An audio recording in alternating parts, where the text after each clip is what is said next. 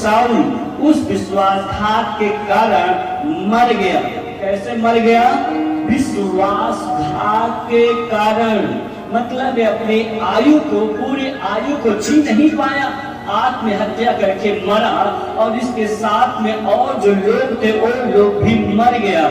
मेरे प्रिय, एक बात को ध्यान सुने, एक रॉन्ग व्यक्ति के साथ में जो रहता है उसका प्रभाव उसके जीवन में भी जाता है। एक गलत व्यक्ति होता है, उसके साथ में संगति जो करता है वैसा वो भी हो जाता है, उसके चपेट में कहीं न कहीं आ जाता है। और मैंने स्पष्ट रूप से बताया था कि एक व्यक्ति जब आत्महत्या करता तो उसको अकेले जीवन में प्रभाव नहीं पड़ता, बल्कि और लोगों के जीवन में प्रभाव पड़ता है। हाँ या ना?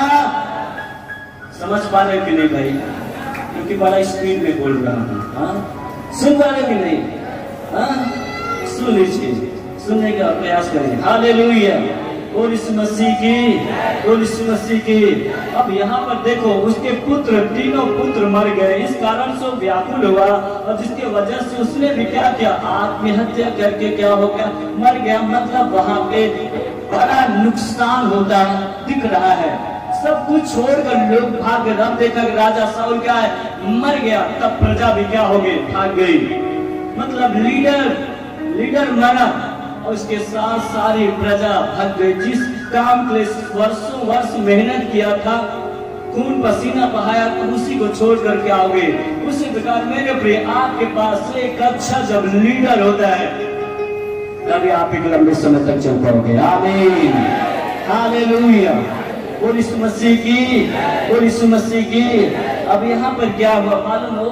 वो जो है साउल आत्महत्या करके मरा, मतलब विश्वासघात करने के कारण। यहाँ पे देखे ना, यो साउल उस विश्वासघात के कारण मर गया जो उसने यहोवा से किया था, क्योंकि उसने यहोवा का वचन टाल दिया था। विश्वासघात किया और परमेश्वर के वचन को क्या कर दिया? टाल दिया। अब मेरे प्रिय, मेरे भाई बहन, आज भी जब हम परमेश्वर के साथ कोई न कोई जब विश्वासघात कर देते हैं तो इसका नुकसान हमारे जीवन में, हमारी लाइफ में, हमारे फ्यूचर में, मतलब भविष्य में, परिवार में ये देखा जाता है। जब हम परमेश्वर के साथ विश्वासघात करते हैं, सुनिए मेरे प्रिय, मेरे भाई बहन, विश्वासघात बिल्कुल न करें।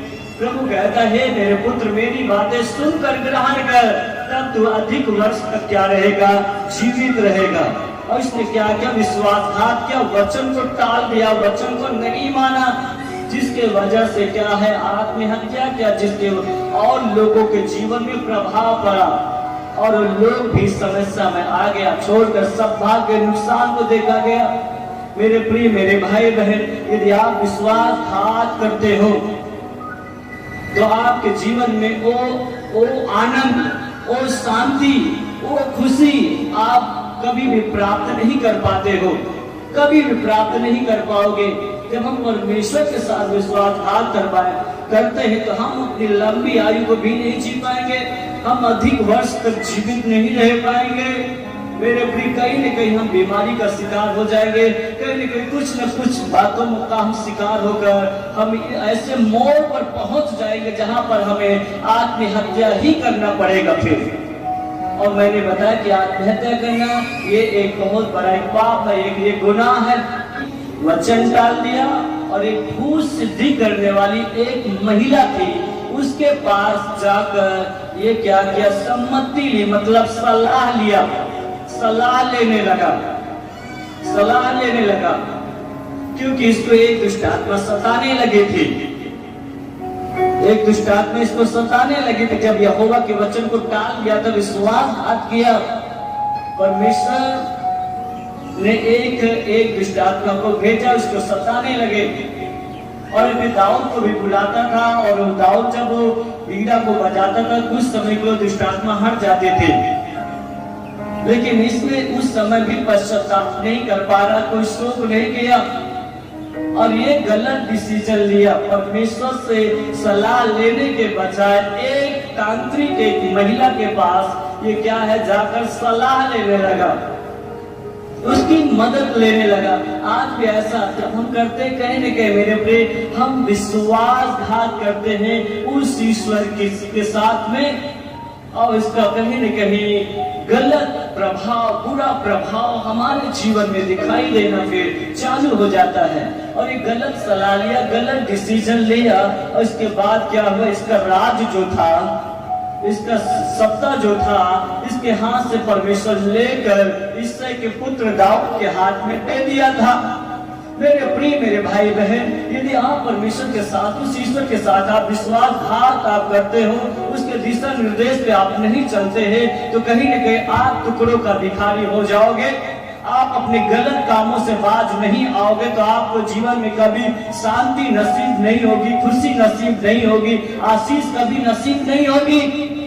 यह हो सकता है कि भौतिक आशीषें आपके जीवन में बहुत रहेगा, लेकिन कभी भी आप शांति को प्राप्त नहीं कर पाओगे पैसे की भी द्वारा। कितने लोग इस बात को समझ पा रहे हो? हालेलुया, और यीशु मसीह की, और यीशु मसीह की। मेरे प्रिय, यहाँ पे दाऊद, यहाँ पे भूत से निकलना सम्मति ली, उसने यहोवा से ना पूछा। यहाँ पे क्या लिखा, यहोवा से नहीं पूछा, यहोवा से सलाह नहीं लिया, उसकी मर्जी को नहीं लिया, उसने क्या किया, मनमानी जीवन को जिया। इसलिए यहोवा ने उसे मारकर राज्य को ईसाई के पुत्र दाऊद के दे दिया।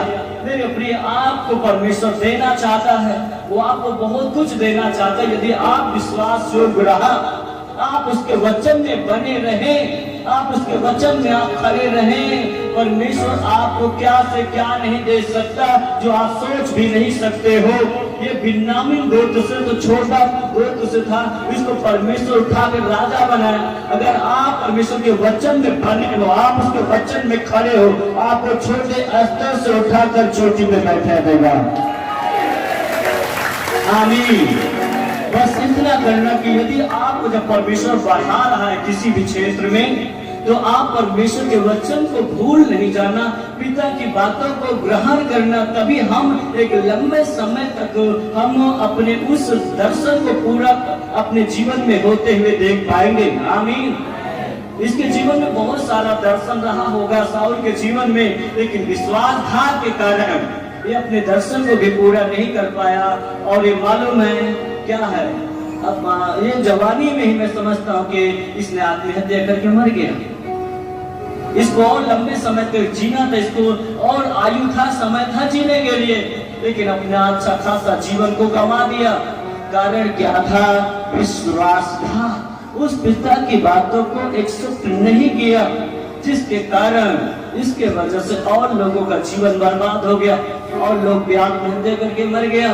तो ये बातें आपको हमेशा याद रखना चाहिए। हमें किसी भी क्षेत्र में प्रभु बढ़ा रहा है तो उसको कभी भी ना भूले। चाहे हमारे जीवन, यदि हमारे जीवन में प्रभु आशीष भी दिया, यदि वो छिन भी जाए, तब भी पिता को याद करना है।